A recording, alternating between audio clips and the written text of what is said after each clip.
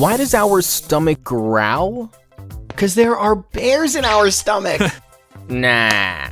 Growling sound is produced mostly due to movement of gas in the digestive tract, especially in the intestines. Now, gas can either enter or be produced in the intestines. But how? When we eat food very quickly, sometimes we swallow gas such as air along with food. Besides this, bacteria in our intestines also produce gases. Now, during digestion, the muscles of our intestines contract in order to push food ahead. However, gases also get pushed along with food. Now, as our intestines are hollow tubes, such movement of gases produces growling sounds. Besides this, hunger increases growling.